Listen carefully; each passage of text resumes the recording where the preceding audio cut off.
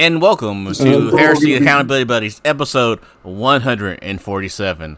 Tonight's episode is brought to you by you all, our patrons. The listeners. The listeners.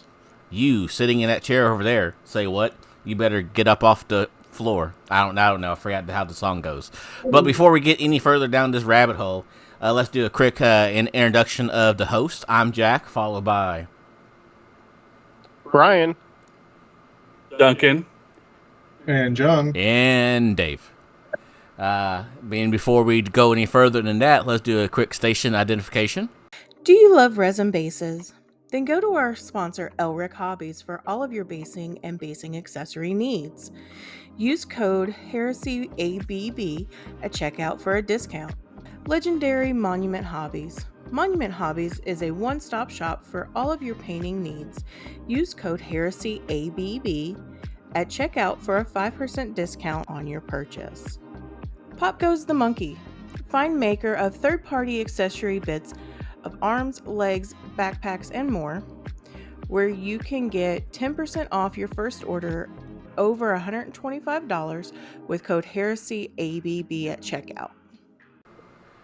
And thank you to our patrons. Why do people make noises during the station identification? Just for that, there is no opening staying in. I don't know who did the doot, but you just mess everybody up. welcome. I think we're all messed up just on general principle. Maybe these grapes are good. So we got our patrons. Thank you. Duncan is working on stuff in the background for you right now. He may have lost all of his hair because of it. There's no may about it. I've lost all of my hair, and his all because of us. Beard is much grayer than what it was an hour ago. Yep. So I think that takes us on to our normal routine of shenanigans, which would be, John, what have you worked on this week? Yeah, so let's start off with literally 12 hours after we recorded. Found out that there's going to be a gaming event here in Dallas called the Texas Open. It is scheduled for the third week of January. That'd be the 16th, 17th, and 18th. And if those dates sound familiar, that's when my event was going to be. So I figured it'd probably be better if we could combine events. And so I will be running the Heresy part of the Texas Open in Lewisville, Texas. Again, January 16th, 17th, and 18th. Tickets are up right now. Because I'm partnering with them, I'm now able to offer 50 tickets. And I can say since opening, I've sold double the tickets I sold already from the Texas Open site than I did by myself. So looking forward to having people out there. So yeah, anyone that was planning on going to Houston, as we announced last time, that's no longer not there. Now it's in Lewisville. So to get ready for that event, I've got to paint some more tables. So a couple weeks ago, I primed a whole bunch of MDF terrain that Vash was nice enough to build for me. So I've got a giant, it's like a watchtower or a conning tower for an airfield that I've base coated in all metals. I've got a Prometheum storage tank that's the size of a basketball that I primed metal and then went over with some reds to give it a little bit of differentiation. Some giant broken up Aquila statues that I painted up. I got all those grays down and highlighted. Giant radar dish and some other stuff I got all painted up for those. There was a bunch of other terrain with bunkers and missile silos and broken ships and things. I built 9 new NPCs for the events, and so I've come up with a couple of different ways for scoring. So the idea is to run something similar to book missions, but there's going to be 3 types of special objectives for the missions. And I'll have this in the packet as well, but I figure I'll announce it here. There's going to be mechanical objectives. So these you activate, and then if you're still holding them at the end of the game, you get X campaign points. There's going to be moral objectives. You activate these, and then they act like a normal objective. You score them at the end of each round. And then there's going to be extermination objectives. You have to kill a thingy, and you get some points for that. And so these are going to be campaign points, not victory points. So it's going to be based upon, obviously, do you want to work more for the team or do you want to work more for yourself? So those will help with the campaign missions. And again, I'll put all this in the packet and everything. I just kind of want people to know what we're doing. And then I went to Home Depot. I bought a whole bunch more spray paint for the painting of the terrains and bought some MDF so I can cut out bases for the giveaway table for this year's Adepticon. And that's really all I got up to this week. What about Duncan? Ooh, well, despite not being as busy as John, I have still been pretty busy. Got more work done on the Night Lords. Ready to put the first seal on them. I've got all the medals done. I'm going to put the first seal on them this coming week. I'm going to put the decals on this week. I'm going to put the next seal down after the decals are down. And then I'm going to weather them. And then I have literally just the bases that I need to get done for these 2 tack squads and this character. Then I've got another character coming up that I'm going to be working on, followed by another pair of tanks for this army. Yay! So, work for the Night Lords is progressing. It's on schedule to be ready for Adepticon next year, which is the important thing. Other than that, thanks to our patrons, a huge shout out to them. And for anyone who's interested in joining the Patreon, we'd really appreciate it for what we're doing.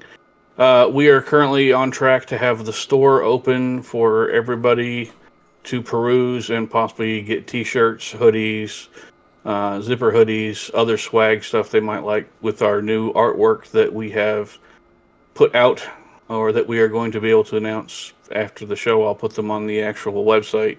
In the Facebook, and I'll post them in the Discord so that people can see the art. We'll have these on shirts, hoodies, etc. after, well, today is the 2nd of November. These will be available in the store by the 8th for people who might want to buy those, or people who just want to see it and go, ooh, that's really neat. So I've spent the past 6 hours or so working on the back end of the store trying to get all that to work. Because technology is fun and different and hates me. Brian, what have you done this week?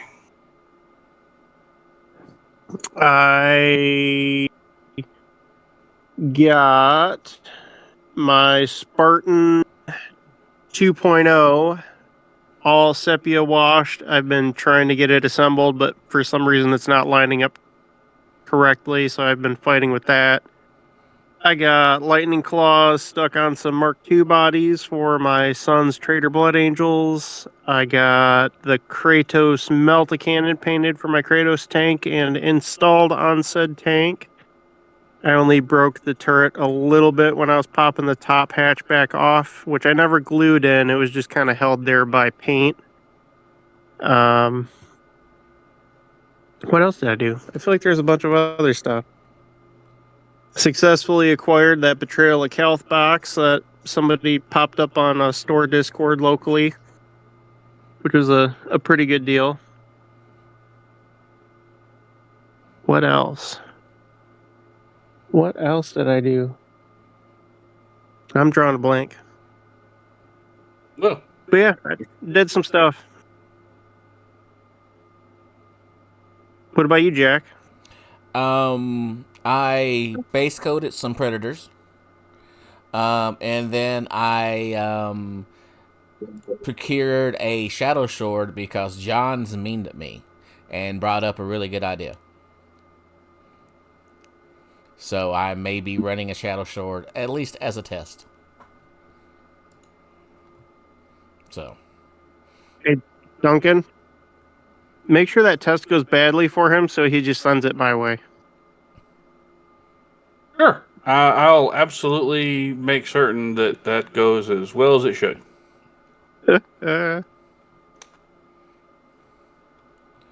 oh my goodness gracious. So I think that takes us over to... I'm sorry? I said, yep. I think that takes us over to the news. The news. Huey Lewis. And the news. All right. So this week we saw the release of Blood Bowl. Yay. I went mild. In all seriousness, if you like Blood Bowl, this looks like a really cool edition with a bunch of new tokens and models. Coming out next week for this Sunday's article, we've got the next Kill Team expansion, Dead Silence, with some cool Space Wolf bits you can steal for Heresy, and some Tau you can gun down. The Death Watch and Necron Kill Teams are getting released separately. And then all of the Necron Tomb World campaign terrain is going to be released separately as well as part of a set. GW announced that all of their officially licensed stuff that we've kind of been seeing before this through other websites is going to be coming to their stores. So that Goofy stocking we talked about, the beanie and scarf sets for Space Wolves and Sisters of Battle, the mug, the Age of Sigmar tree topper, and then one of each Chaos God ornaments. And then there's also a set of Space Wolf socks, Christmas socks. The Nurgle and Squig onesies, hoodie thing. It's going to come out as well at GW stores. And then some books are being re-released. So the next Archmago's Call book is coming out in the special edition. Eyes and the Horn. Hereticus is getting its 13th re-release, this time with 14 new drawings. Some Necron books and a Alpha Legion book. And it says, I am not Alfarius. So I think he's lying. Probably is. I wouldn't trust that guy. Yep. Or is he? During the week, we saw the release of the brand new Horus Heresy FAQ, which we'll be going into in depth later in the show. Joy Toy dropped on the Warhammer merch store some Death Guard Terminators. So we got one with a big scythe and a stack of flies coming out of his back. Another one with a different scythe and a big tongue coming out of his gut. And then one with a big tentacle coming out of his gut and a big scythe. So those are there. From non-GW stuff, it just looked kind of cool. Army Painter is retiring their war paint line. So right now they're doing a 70% off sale on their website. So if you wanted to stock up on Army Painter paints, now is the time to do that. They're pretty cheap. They're just doing a rebranding and a redesign of the bottles and stuff. So it's nothing major. You're going to still be able to get the paints later. I have a question on that. Go ahead. Is that the Warpaint Fanatic line that just came out that they're redoing, or is that the old line? Old line. The The old original line. line. Okay. All Out Hobbies is running another sale. 15% off decals, 25% off stencils, and 50% off STLs. Mordian previewed a bunch of new Cyber Rats. So these work really good for your Skaven militia. Some with futuristic MG42s, some missile launchers, and some, I guess those are flamethrower high-tech weapons. There's a couple Kickstarters I saw that look pretty neat. First one is our friends at Alta Paint are releasing their own line of paints. These are called Mini Color, with the silly British spelling. And they've grouped them into different sets of paints. So you've got a red set that's got 6 paints, orange and yellows, warm green, cold green, jade and turquoise, blue, purple, warm brown, cold brown, and then highlight set. And then there's also some colors that aren't included in those sets: a black, a strong black, and a white. The guys at Cult of Paint have another stuff, so I'm sure these will be really cool paints. I'm just not into buying any more lines of paint because I've bought too many already. And a smiling Henry.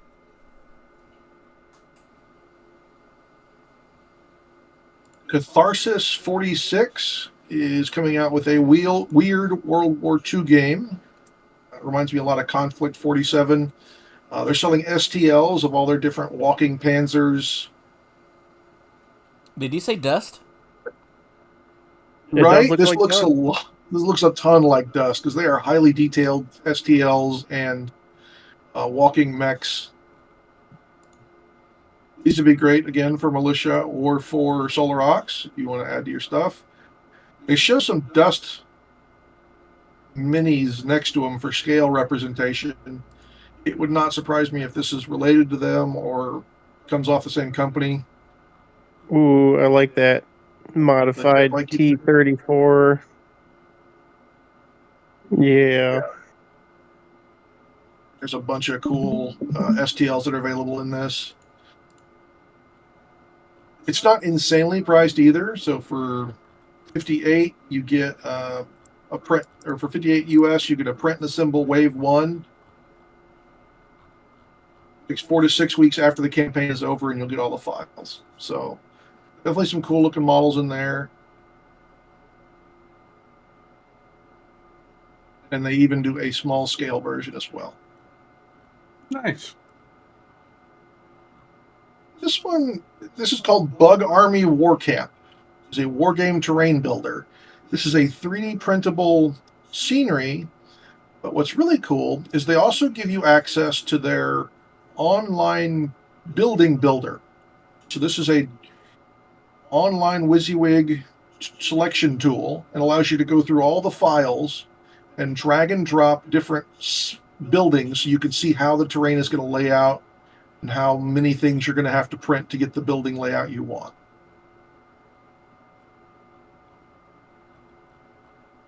There's over 300 buildings available automatically, and then you can change up and print your own if you'd like to change it or drop in new stuff.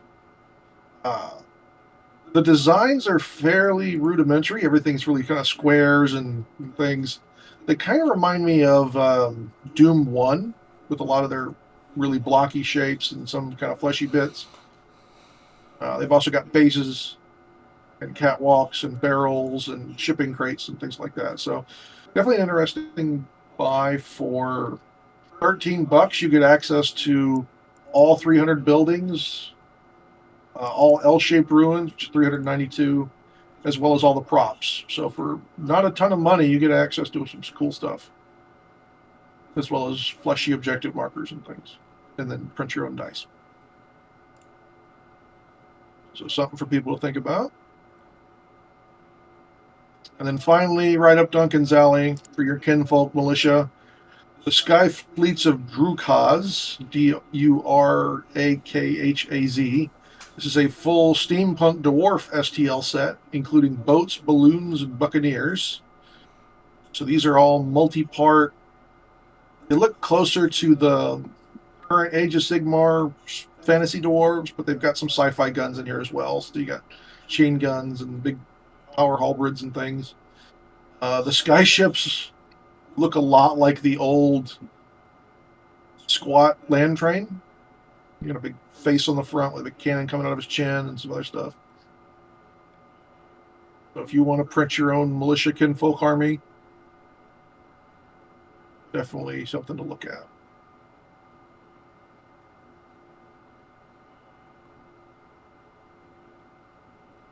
This one's not too bad either. So for $20, you get access to the first set of files, which is the infantry, 2 characters, and the skyship, or everything all in is like 50 US. So considering how many different things there are, that's weird looking. Sorry. There's a beacon. It's just a big squat face. You open up the back of it. It's got a bunch of dials and stuff. Weird looking. Yeah, if that's something you were looking to print your own militia and go the Dwarvy route, something to look into. Interesting. And that, gentlemen, is all the news. Already got the FAQs pulled up if we wanted to go through those. Well, considering that should be, I think, what we're talking about tonight, it kind of makes sense that we do that. So, let's start off. I'm glad we got 1.1 FAQ this quickly. We've gotten the release went weird, I'll say that. Everyone kind of realizes that the legacy's taken a while and everything else coming out like that was kind of annoying. I like the fact that they put this out as fast as they did. They didn't answer all of the questions that we have, but I think it's a step in the right direction. There are obviously multiple pages of changes in here. I guess changes isn't the right thing. Pages of questions that are newly answered in here. For instance, you could make zero cost reactions even if you have no reaction points. That just kind of makes sense. A lot of these are just kind of that makes sense rulings.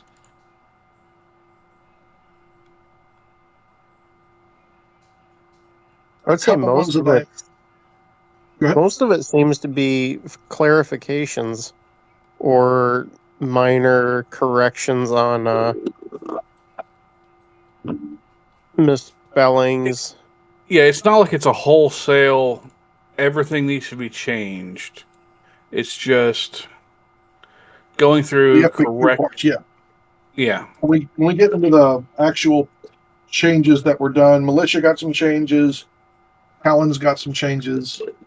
So we'll go into those in a bit. The couple ones that stood out to me right off the bat was Mechanicum got clarification on if you can ally with your own quote unquote faction. Is the way Mechanicum that one absolutely needed to be done. Yeah.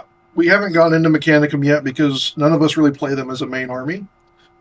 But when you build a Mechanicum list, you're kind of forcing yourself down a very narrow path of the way the Mechanicum faction works. And so in this instance, can an army that has a primary detachment that includes units with the variant of the Mechanicum faction trait include an allied detachment that also includes units of the variant of the Mechanicum faction trait? Yes. So when you pick your Mechanicum list, you kind of go down a different path of either Reductor, Cybernetica, or Lacrimata faction traits. And it kind of singles you out to having all those only per detachment. And so this allows you to ally in the other actions that you're not taking with your army. Which really opens up Mechanicum army building to a lot of things. Some people had thought this didn't happen. Some people thought it did. And there was a lot of kind of infighting on that. Ones that were kind of obvious, but seem to have come out of nowhere for some people.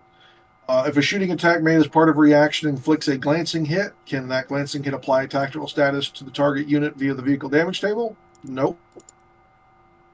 The other one that was... Go ahead. I was about to say, yeah, that one kind of always made sense. But, I mean, I get why people didn't think that, because some of the stuff has been really wordy, as we all know, and it kind of makes sense for why people may have had problems recognizing that wordiness. Yeah. The other one that really changed up Mechanicum was if a model joins a unit with Automata, where that exact ruling is, but I actually have that one right. Actually, I have the Automata type right up. And it says, if a unit that contains any models with the Automata type also includes any models that do not have the Automata type, that check must be made using the characteristics of one of the models that does not have the Automata type and is not automatically passed.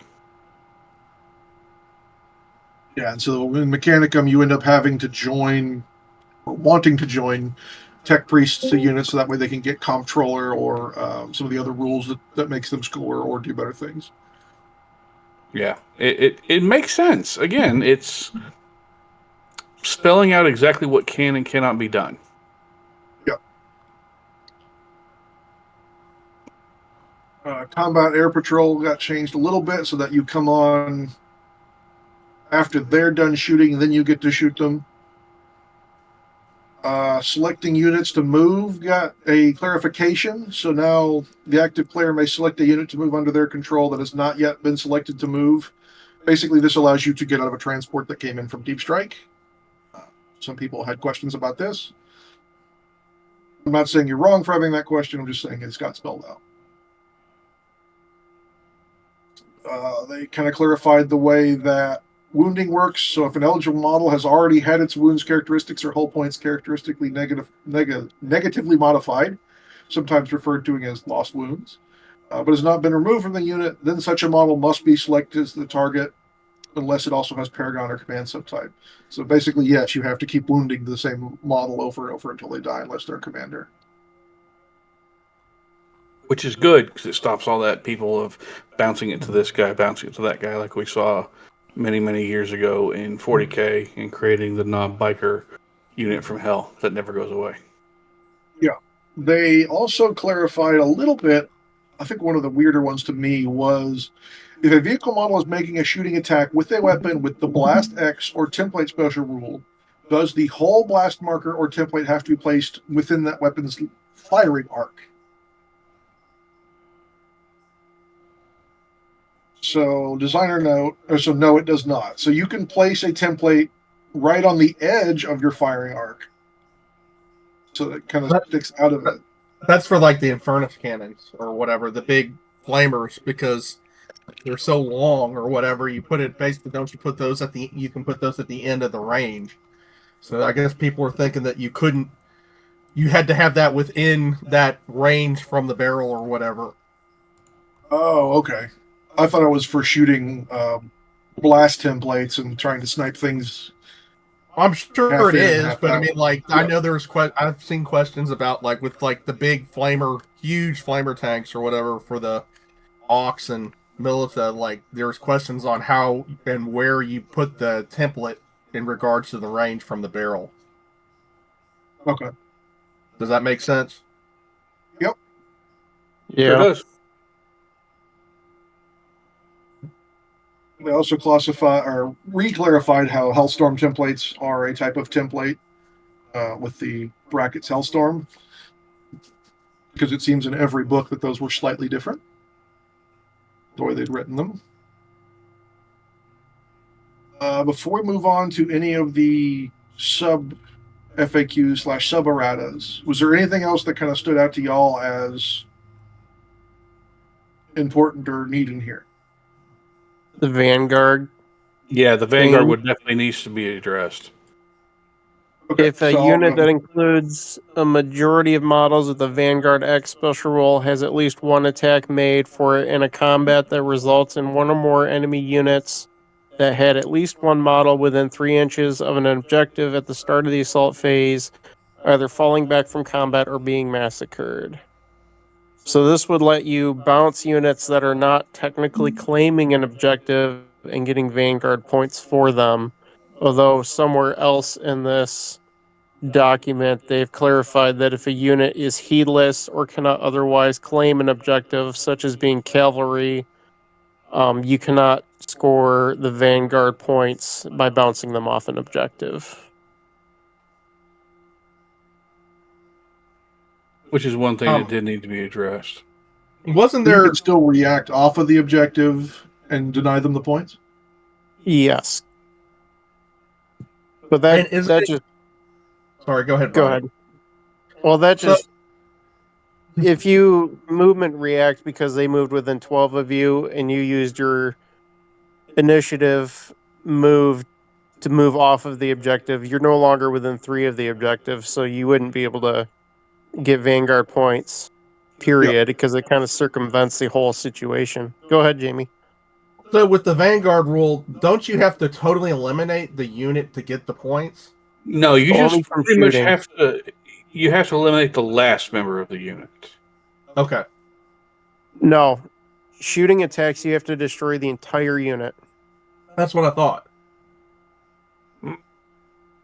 I could be wrong. I will have to go back and reread Vanguard again. But everything I read said that.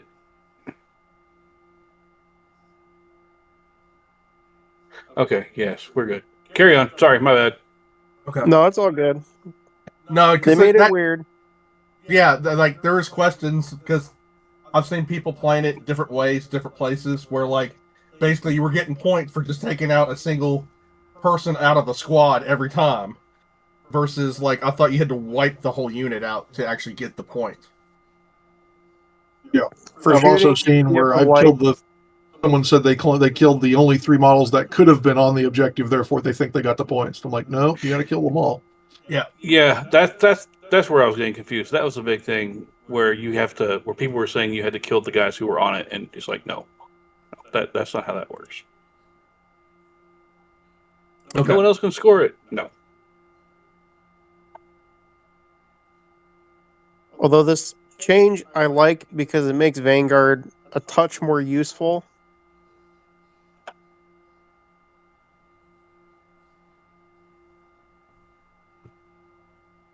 I'm not going to disagree there. I will say that I think that the change makes it more likely that people will include them and actually use them and create less arguments at the table while using them. Because where we had multiple different interpretations of how it was supposed to work, how it should work this way, should work that way, that just created issues, and that didn't need to be done. But as it is right now, yeah, I'm good with it.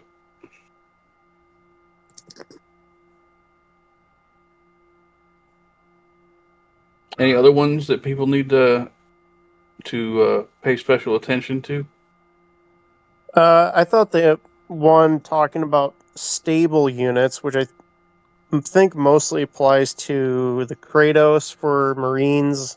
I don't know what other vehicles have it, but if a tactical status is inferred upon a vehicle that has stable, they no longer gain the benefit of being stable. So that is the separation between being a stable vehicle and being a super heavy. Because a super heavy can never have a tactical status. They just gain more hull points. Oh, that's a very good point. Yeah. Yeah. So everybody take their fell blades and fell gouts. Yep. Everyone should take a fell blade, a fell glaive, a shadow sword like Jack's going to take. The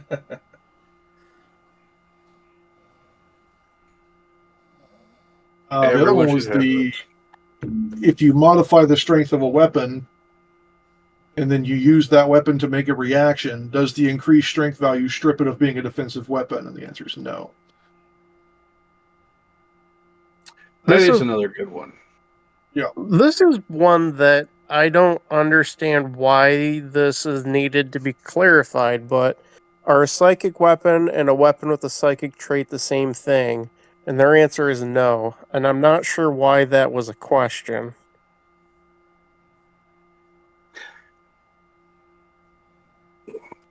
Which one is that one you're looking at? Page 1, bottom right. Oh, that was one of the ones that we previously had before. I think that one was there because there were certain people that thinking their stuff was immune to psychic weapons because of what have you, or they weren't immune because of what have you. And this basically just describes what the traits are for the weapon, and that one's got a trait, one does not. Does that make sense? Maybe. Anyway. Yep.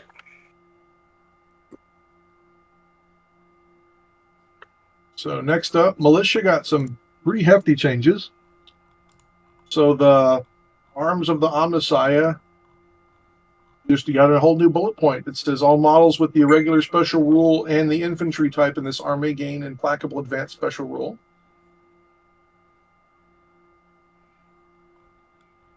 That is a good one.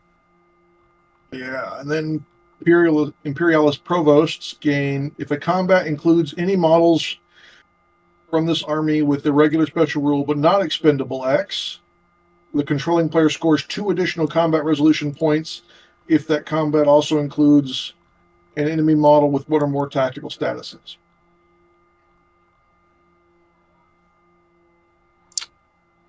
Okay. Yep. So if you actually start winning combats, you might actually do something.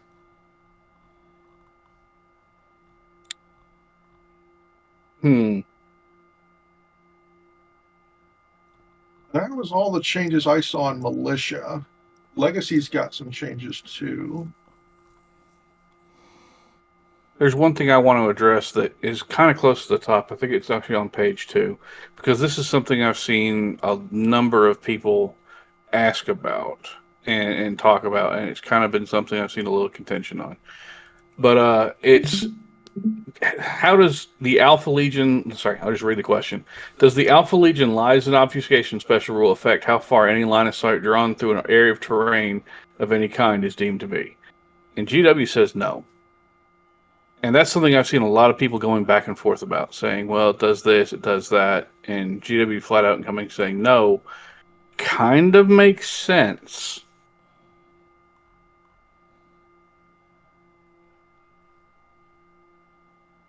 So people were thinking it made it down to 1 inch for visibility. Yep. People were thinking that it would basically, if you're more than an inch away in any type of terrain with Alpha Legion, you are immune to being shot at. And that, honestly, would be incredibly bad for most everybody who's got a regular terrain table. So the fact that it doesn't actually screw up people charging you or shooting you or reacting to you, that's good. That one's one I really thought was something that needed to be addressed, and I'm glad they did.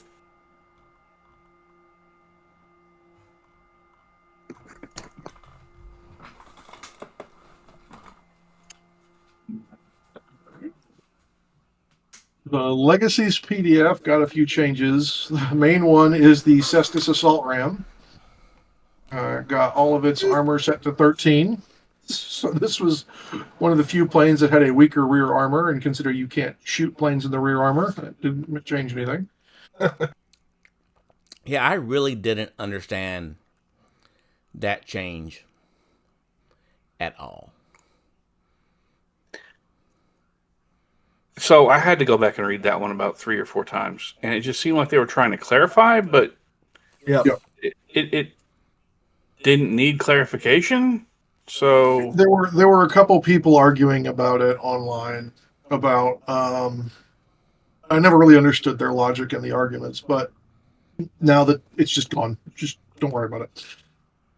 I mean, okay, sure. I'll happily ignore all of that. Yay. Yep.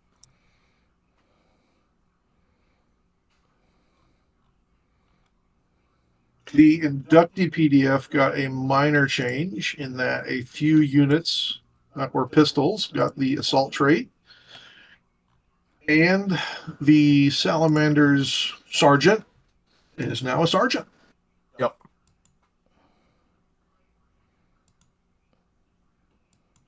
Hang on. What? So the Salamander's inductee, let me pull it up here. That must be one that I absolutely borked on, because I never thought that he wasn't a sergeant. Did I utterly misread that? Yep. So the Salamander's inductee squad comes with 10 inductee. One inductee in this unit may be upgraded to an inductee master. And before it was just inductee master infantry. And he could buy weapons from the sergeant pool, but he did not have the sergeant trait. Oh. So now he has the sergeant trait. Minor quibble.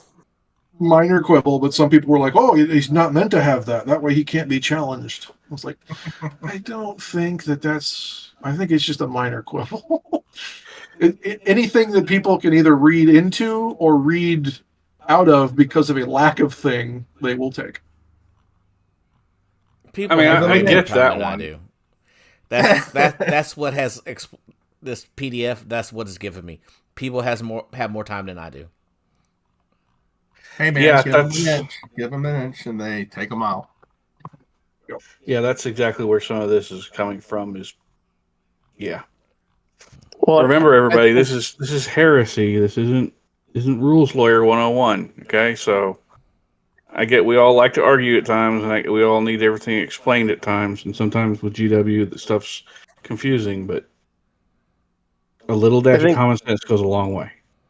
I think 3rd edition is really funny because overall, the edition is kind of designed that you need to approach it with a certain degree of detachment to the situation, except for those few things where you have to like really hyperfixate on it. Yeah, that's a good way of putting it, unfortunately. There's been a few other minor changes and things, mainly clarifying which is enemy models and which are friendly models and how those affect things.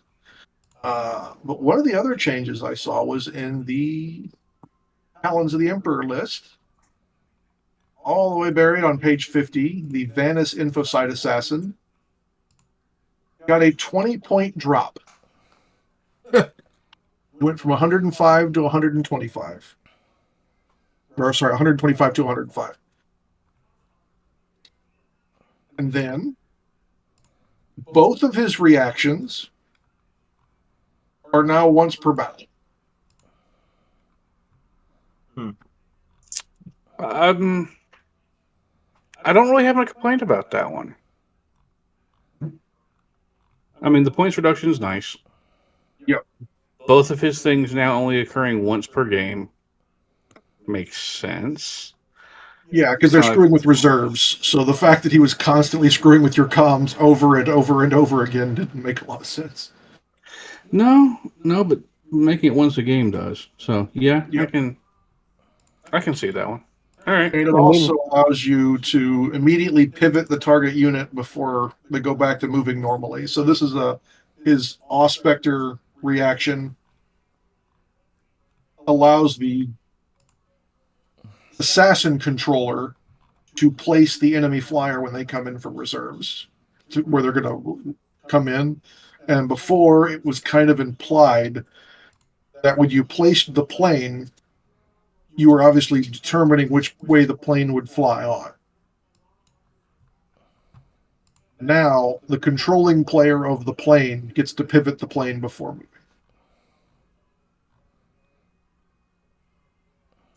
Okay. Yet another one of those, you give them an inch and they'll take a mile type things. But I'm glad this clarification is here. I'm over here just going, what the hell's an infosite assassin? Yeah, that's where I'm at. Obviously, it's not one that a lot of us see, but for fiddling with people's reserves, it's one that you can actually use. Well, it could have used a lot. Yeah. It was one of the better ones. I was like, if you really like, because there's been a couple ways to build Ultramarines that I've been looking at, like obviously reserves manipulation and reaction manipulation is heavy. And I was thinking, if you want to go heavy into reserves manipulation, it'd be funny to do the opposite of the opponent because you can take now up to 3 assassins. So if you just went ham on infosites, just no reserves for you basically. And since no one in the area is using planes, I kind of stayed away from him, or really reserves in general for that matter. But honestly, I think that's a global thing at this point. Yeah, I think people are still getting used to the game a lot before they start adding in odder things. I think the Flyers are in a really weird place, and they've been in a really weird place since this entire edition began. And I think a lot of people are sleeping on them, despite however many of them they own them. I agree. It's just because of I think it has to do with basically it's like a secondary rule set that you have to use just for them. Yeah. Nope, that makes perfect sense. I mean, it's kind of no offense. It's kind of also like the Titans, yay, you have Titan rules now, but it's a secondary game inside the game, Yep, it definitely feels that way. I think that's what is driving people maybe away from using Flyers. I don't know. I could be totally off base, but that's my kind of feeling. You're right. It's kind of a veto by the crowds. They wrote it so confusing that people are just like, I don't want to fuck with it. Well, that and what they've done with reserves this edition so far is very unappealing to begin with. Well, yeah, I mean, you essentially can't run a drop pod army, which, that's one of the characteristic Marine armies, you know? I mean, just with the way the reserve rules are. Yeah. Only not bring wrong. in maybe 2 if you have some sort of change, you know, with the HQ that permits it a turn, and that's maybe, right? You know, more likely 1 a turn. So And that's only even if you even get it. right, that's what Yeah, I'm that- saying. I mean, like, yeah, And even if you get it, something that's that big of a piece that honestly a lot of people have turned into centerpieces for their army and put amazing work into, it never stays on the field long enough to actually matter or actually look cool. It just looks cool on your sideboard. So feels kind of wasteful. Prize and 5 Storm Eagles. How many do you have, John? 5. Ah, has I started- it kind of I goes was buying them at the end of 2.0 because we had a couple guys getting out, and I was like, oh, I'll pick them up and I'll run that Storm Eagle Rite of War. yeah, I was wondering if anybody has seen a Fire Raptor yet. I honestly have not seen any planes at all. I saw 1. Yeah. Oh, that's not true. I saw 2. I've had 2 used against me. What were they, if you don't mind me asking? The first one was a lightning, and Okay. that thing came on 1 turn, absolutely slapped my Spartan to death, and never came back. The other one was a Storm Eagle. Okay. Came in, Dropped off, left. it came in, dropped off dudes, and then it kept coming back and popping my rhinos. Gotcha. that's not fair. That sounds like fun gameplay for you. Well, it's some bullshit Batman shenanigans by Night Lords. What do you expect? Well, okay, that's a fair statement too. Duncan's taking notes right now. No, because I don't plan to build another flyer, especially. I mean, I've got 2 flyers sitting around that I haven't actually done anything with, so I don't plan to build them right now unless something changes with this edition. But that's just me. Well, it's no worse than me having 3 or 4 Avengers that are halfway built and painted that were supposed to be for my Dark Angel army, but don't see me using those anytime soon. I miss suborbital assault wing. I miss I that know. so much. That was awesome. That was awesome. Yep. Maybe we'll get something in a journal or something like that and bring something back. I don't know. Well, I've hit the point with reserves and deep strike that my buddy Tony and I that I play with frequently up here, we've just kind of agreed to always start rolling for it on turn 1 because Who knows? otherwise it just makes for a very shit game. Yeah, I I've seen a couple people say that.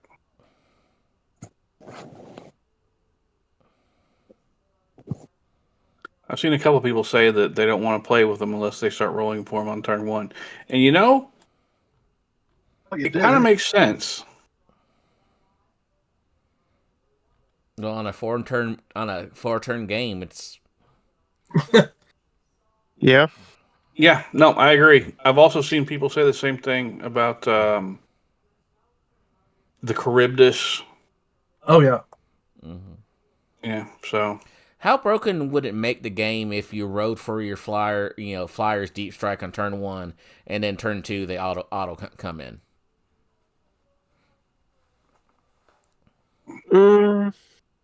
see, I think part of the problem there doing that would be you've still got turn 3 and you've still got turn 4, and them auto coming in every single turn might be a bit much.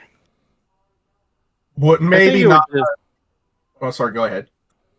I think it would just really shift how people are approaching their list building right now, because virtually nobody is bringing anything that would give you the free interceptor shots at flyers.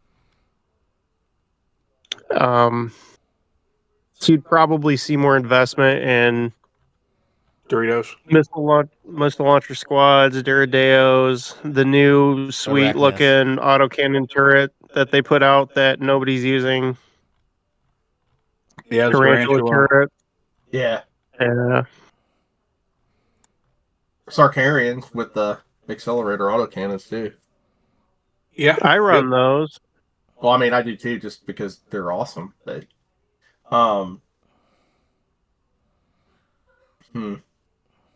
So here's my thoughts on it. I could be, just totally crazy. Y'all correct me or not. Well, you are, but we already know that. I'm officially Grandpappy Nurgle, I guess. But anyways, so my thought is they probably will not do anything to correct the reserves and flyers type issues until they start making those models in plastic. And that's just my feeling. I think I cracked the joke at the beginning of 3.0 that 4.0 is going to be the flyer edition. You did. You did, but I'm just saying. I mean, like the way it kind of seems is that you're not stuff that's not good right now. The reason it's probably not good is because they kind of just don't want you using it until they actually have plastic models that they can sell. Well, I don't think it's a matter of don't want you using it. It's a matter of don't want you trying to buy stuff you can't get.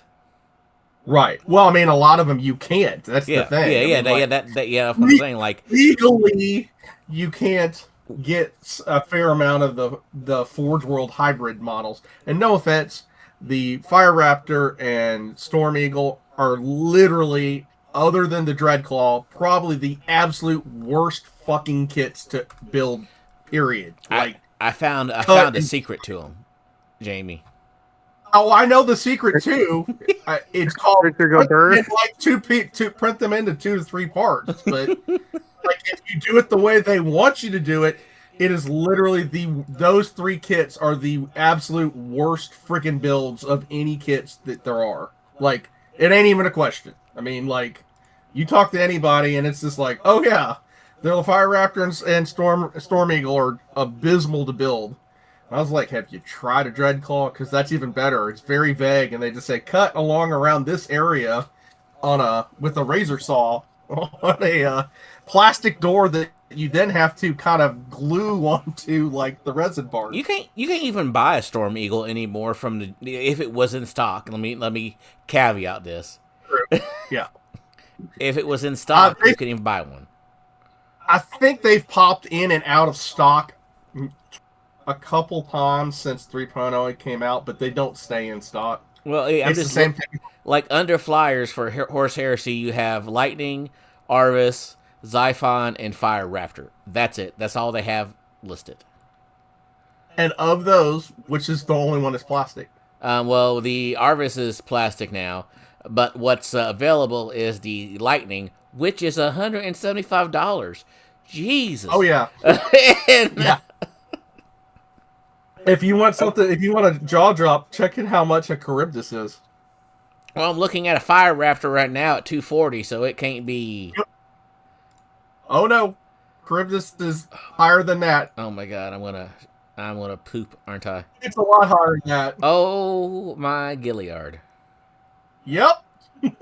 How much is it, Jack? Oh my god, it is $350 freaking dollars. All right. So you could, in essence, buy a brand new starter set. Yeah. I was going to go with 3D printer, but sure, starter set. We'll stay pure. So you can get a starter set off of Amazon for like $260 now, $265, I think. Okay, so let me, because I don't know the rules inside and out. I haven't had enough reps. So you buy a $350 Charybdis. You load Charybdis up with a Primarch that's Leviathan. Leviathan, which is what, $100 right now? Yep. Yeah. So unless you want 2 of the same weapons, which we'll say you want 2 of the same weapons, so we're at like what, $150 for the Leviathan now? I About can't remember how much those sprues are. Yeah. Yeah, so we're at $500. And this, you can start rolling for a Charybdis to come in on turn 2? If it's a plane, yes. If it's normal deep strike reserves, you can start rolling for it on turn 1. Okay. Okay,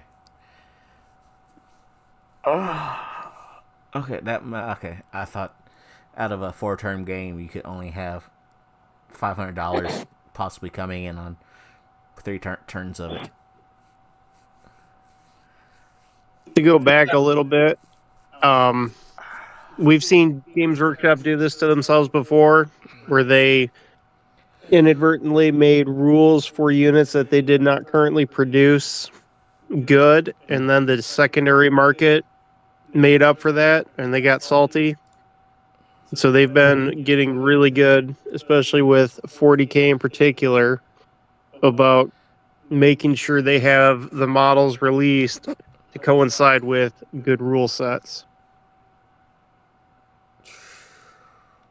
Makes sense. I mean, we all saw that if you've been around long enough. You saw Chapter House Studios make stuff, get sued, and had their lawsuit from GW thrown all the way out. Well, it took a while though. That was the problem. Which is they're in another one right now with a 3D printer for some other questionable shenanigans, or getting into one, I should say. The Italian guy? Yeah, Camac or whatever. Yeah, that one's wild. Yeah, I've looked into that a little bit, and by a little bit, I mean I read his comment, but that was about it. Yeah, he didn't publish the official thing or anything like that, so I don't know. And it's the internet, so I don't know. Who or what to trust? Yep. I just know that the foxes never really got on the trampoline. I thought it was bunnies. Oh, it was bunnies. Sorry, thank you. I thought the fox jumped over the brown log. Well, I just showed y'all a movie I showed y'all a video where those shrimp really are frying that fried rice. So, I mean, I thought I saw a video of George Washington telling me that he did not cut down the cherry tree, and I believe him. Yep. I thought Duncan sent me videos of people driving Nissan Altimas into brick walls in Houston. I mean, that makes perfect sense to me. Houston.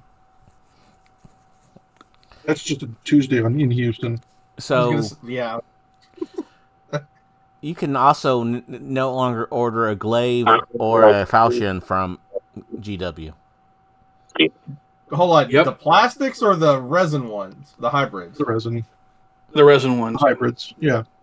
So that means the glaive is probably coming out for The Christmas. Glade's they've already leaked pictures of the glaive multiple times. I mean, Yeah. it's in the videos, it's in the background and a couple pictures and stuff. You're in my the video. Falchion, that's a different story. I haven't seen anything concrete released on that. Have you all seen the other new goofy rumor about 500 worlds? No. So apparently some pictures leaked of what looks like a Necron combat patrol with a new logo on it that just says 500 worlds. And so people are thinking this is going to tie into the leaks that we got earlier of the Satan,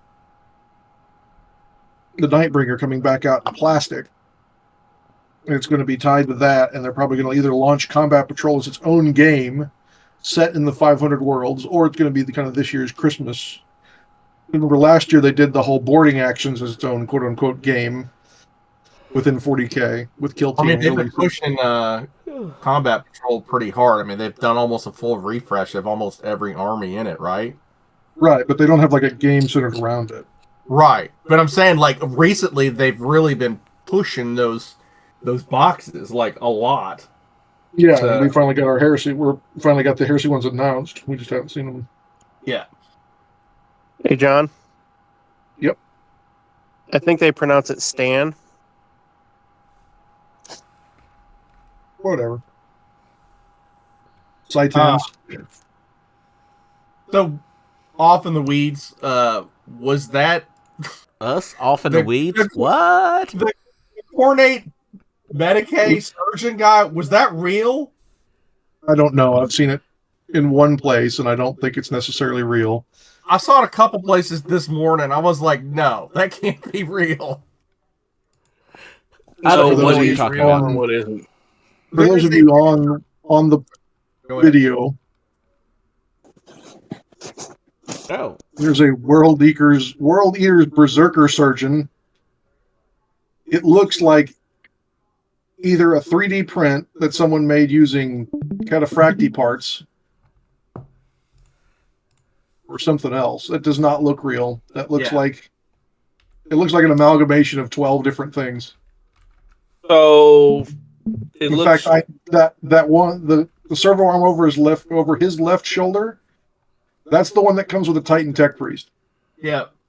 Yeah. And then you've got a old style Mark backpack. Or With just the exhausts, out of it. And then the shoulder pads are obviously cataphracti. And it's like a really crappy paint job too. Yeah, it could just be the potato quality of picture, but Maybe. yeah. Yeah, that's Karn's helmet. With a lens, the different lenses. Those look like Bato eyes, the big servo eyes. I don't believe this is real at all. Yeah. The flesh is way too small. They've been roiding the hell out of Berserker's flesh. Combat stems. We all know Sorry. World Eaters practice Civil War era surgery or medic practices. They just amputate and carry on. Yep.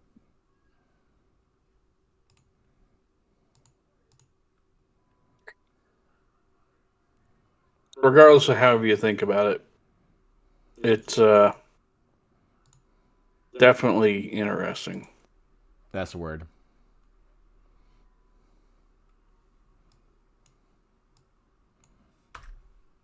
Yeah. So how we all it's grade this interesting. whole entire fact situation / updates on several different PDFs?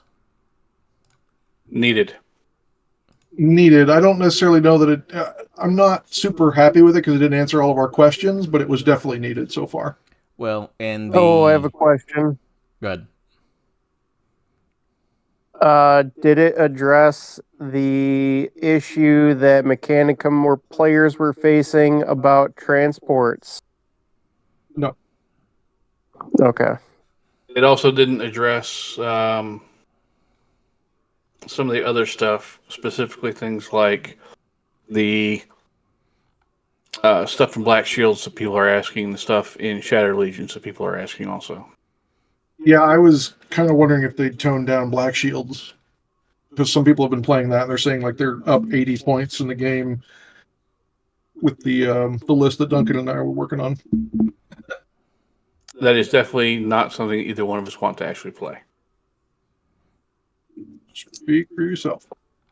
Oh, Lord. I was supposed to say, John's actively working on that army. I've seen the pictures. Like half of it built.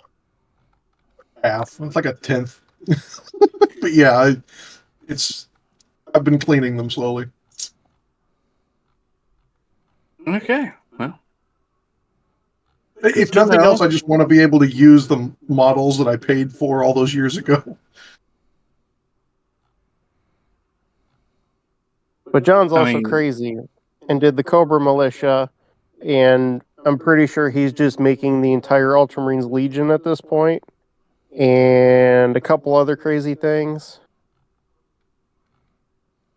I could see John doing that. 90 Sisters of Silence. Oh my gosh. How many of the never mind. I'm just not even gonna say it.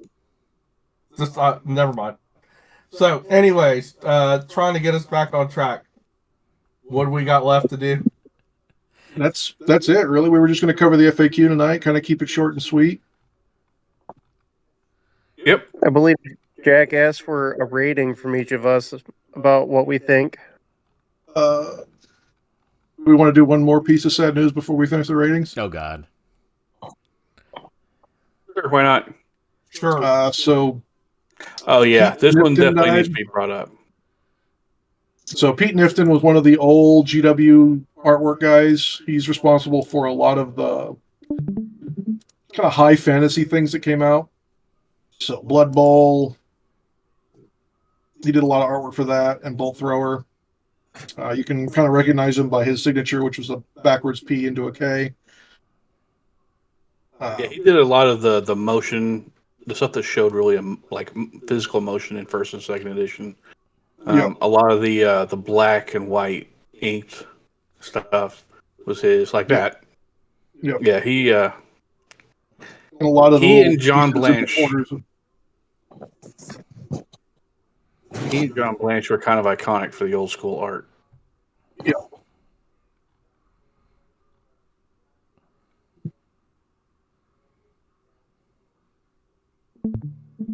Yeah, that's that one's a tragedy. He was, from everything I've heard from anybody who met him or anything else, he was not only a cool guy, but he was also really friendly with everyone he met. So, thoughts and prayers go out to his family and friends and anyone that knew him. Yep. So, do we want to do the rating of the FAQ? Sure. Let's say we let Brian go first. Oh, you ready for my hot take? Throw it on us, buddy. This fact, I would rate E for everyone.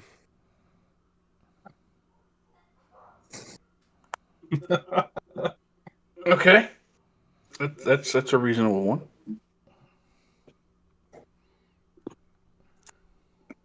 John, you want to give your rating? Yeah, I think I'd give it a B plus and a steady A. I think it was a lot of stuff that needed, some things really needed clarification. It stopped at least a dozen or so online arguments that had come up and people arguing back and forth, just read the rules. So I think it was a good fact that way. I would have liked some clarifications on the things that we still have questions about. The Mechanicum Transports is one that both sides think that it's blatantly obvious how it works. And I think I would still like this is how we think you should play the game terrain type thing. In fact, you know what? I'm going to put myself down for next week. I'm going to go watch the Warhammer Plus playing of third editions and come back to y'all with reports on that. Please take your bullet for us. Jamie, what do you think? So I will admit that I have not had a chance to read through every little bit and piece of it, of all the updates. I've read through the main stuff and some of the bigger factions. The one thing I will say that I wanted to see but I did not see was this more information regarding terrain rulings. Overall, I think it was much needed. It helps get rid of some of the, as John said, the squabbles online that have popped up between people. I mean, overall, very good. It was much needed. I'll go a solid B.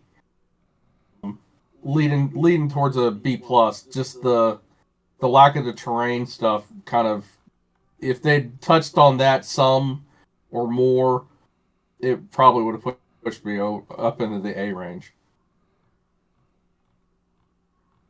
Okay. I really like the designer notes that were in the FAQ. Yeah, they're helpful. They're very helpful. I will agree on that. I mean, it's good. Don't get me wrong. Not complaining.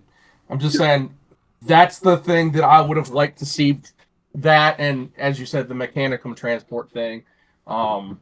Those are like the two big glaring missing things for me. But overall, there was a lot of stuff that was answered I thought that needed to be answered, but there was also some stuff that was like answered that was more than blatantly obvious, which I didn't understand why it even needed to be brought up. But it's because things that are blatantly obvious to one, another person somewhere is going to say, "No, you're wrong. It reads this," because that's how everyone is. I I agree, but I think it was even already in the books. It's just like literally, I don't want to use a derogatory term, but there are some people that Yep, no, I get it. So yeah, English comprehension hard. no, that wasn't what I was gonna say, but yeah, Yeah. Duncan probably already knows what I was gonna say. I'm not gonna say it because I don't Yeah. want to offend anybody. Good choice. I'll go with mine. On a scale of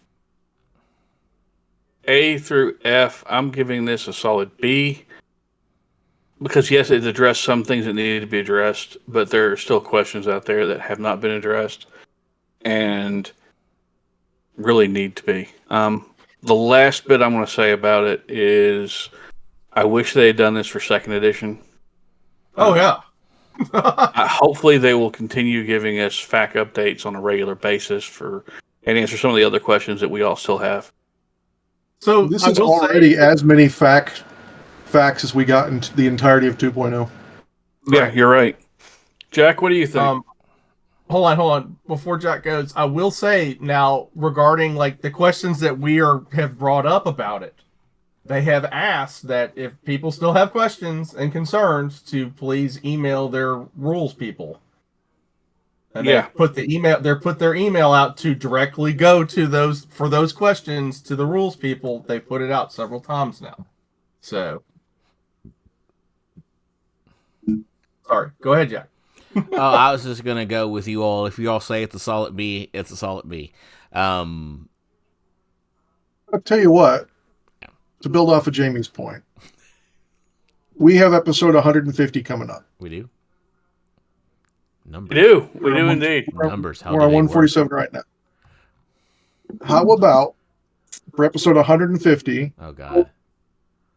If you email GW an FAQ, question. I swear to God, I thought Jamie was wearing a toupee when he turned on his camera.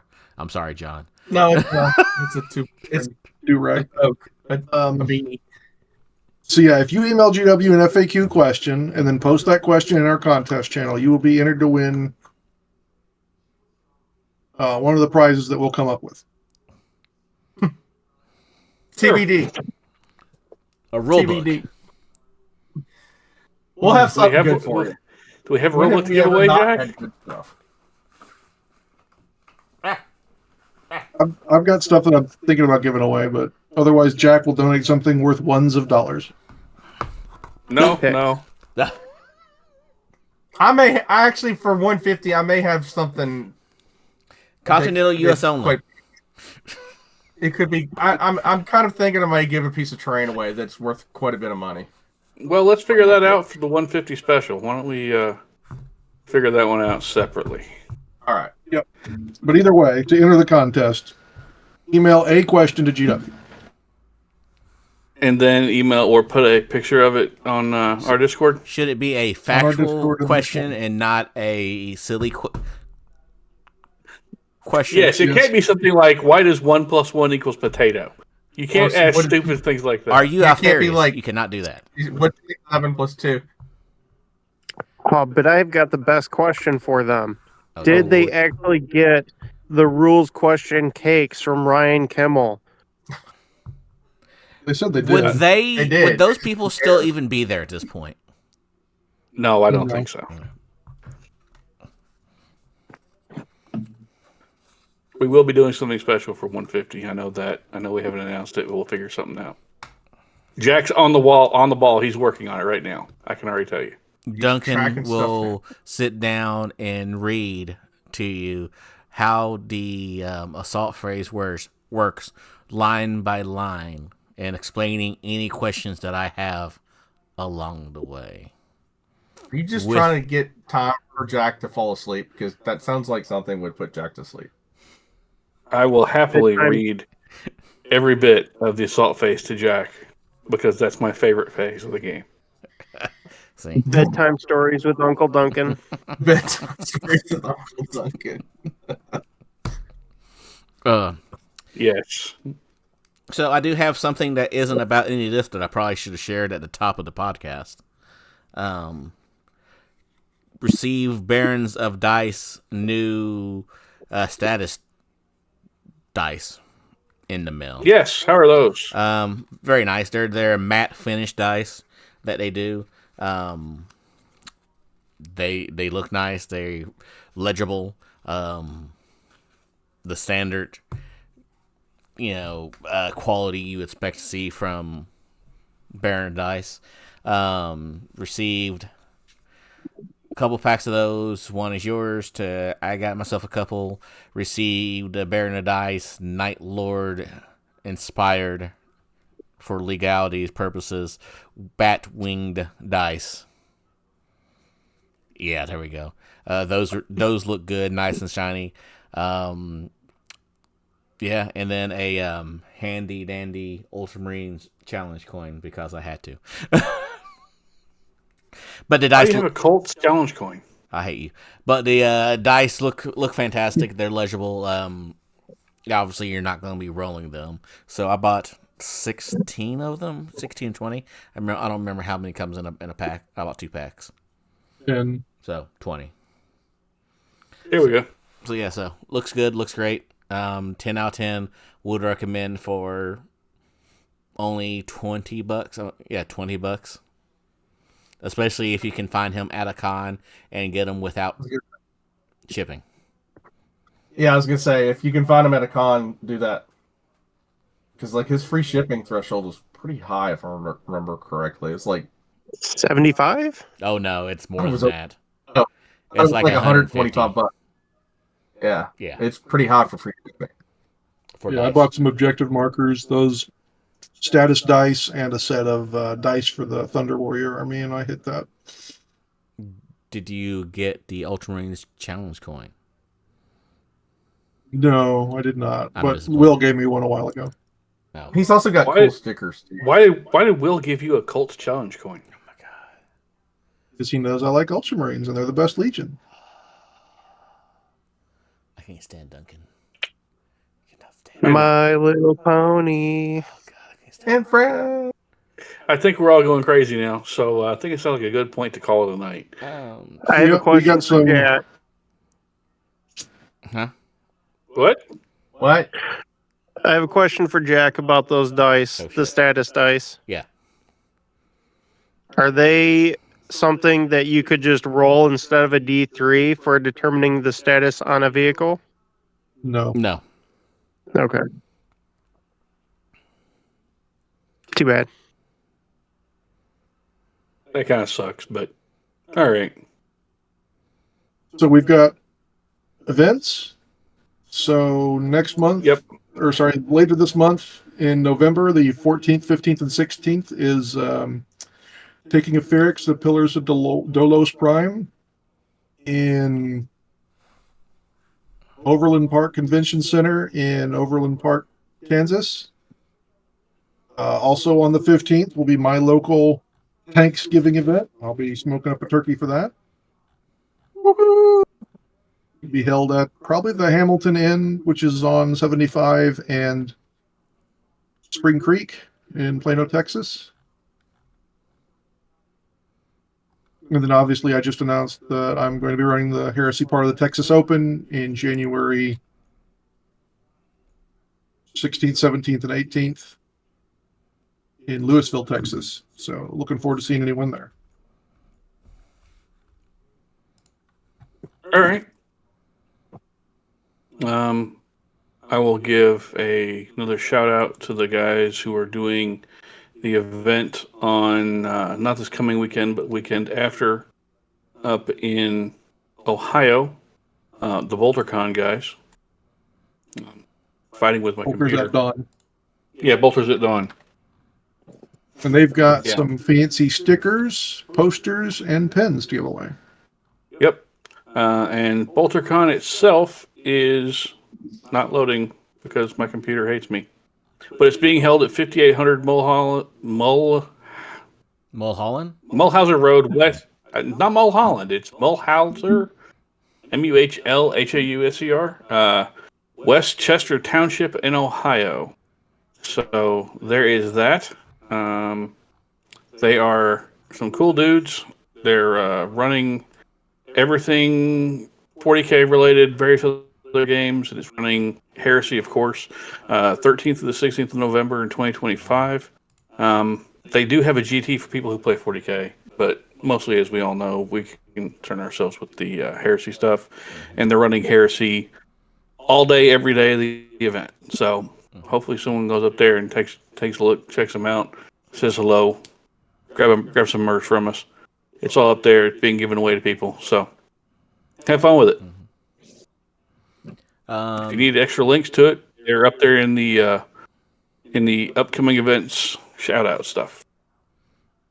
Something that I really enjoy when I'm trying to learn rules is different YouTube channels are finally getting out 3rd edition bat rips. So Rift 4 Studios, who does a fairly decent job overall on rules and stuff, have released 2 bat rips for 3rd edition so far. There's one specific for Mechanicum that I've been watching recently. I believe it's scrolling. Imperial Truth, EMPYREAL Truth. He's gone through the FAQ already. Brought up Duncan's point too that they missed the transport thing. But he's gone through and like how to build Mechanicum armies, building on a budget. He's doing a lot of really cool stuff. He's got 12 videos out already, all on 3rd edition. Mm-hmm. Also, I think another fun aside is the fact that we keep saying we're going to go back to Legion rules, and we have yet to do it. They keep putting more and more stuff out, which is fantastic, constantly. Yeah, we're not complaining. Yeah, no. I mean, ZM's got to drop. Otherwise, we're going to have to talk Legion rules. I thought ZM was coming in November. It's this month sometime. So if they either drop it this coming week, or we could talk about Legions next week. Well, we'll see what goes on, and we'll figure it out. Watch something hilarious gets dropped. Flyers in ZM, and they're awesome. Yep. That'd be hilarious to me too. All right, I think that does it all. So, John, do you want to do that thing you do?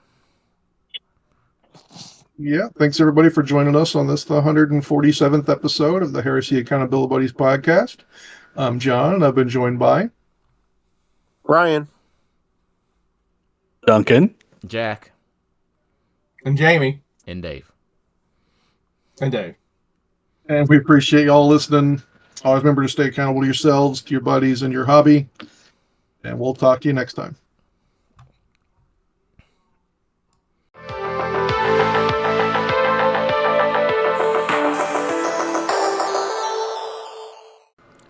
And welcome to episode 140. Oh, wait, I'm sorry. And welcome to episode 147 of the Heresy Accountability Buddies Podcast. This is Jack in his new podcast voice. Welcome to the show, everybody. I hope everybody's going to have a great thing. But before we get started, don't forget to like and subscribe. No, what in the fuck did you just do? I forgot about my note that says dumb podcast voice for John. So I need to do a dumb podcast voice. I told you it would happen. That hurt my fucking ears.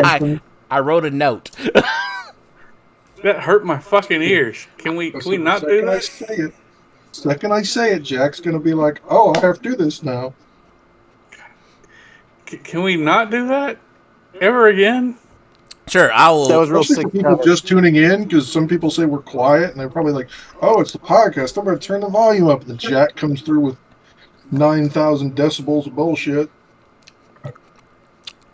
Well, and don't forget about our latest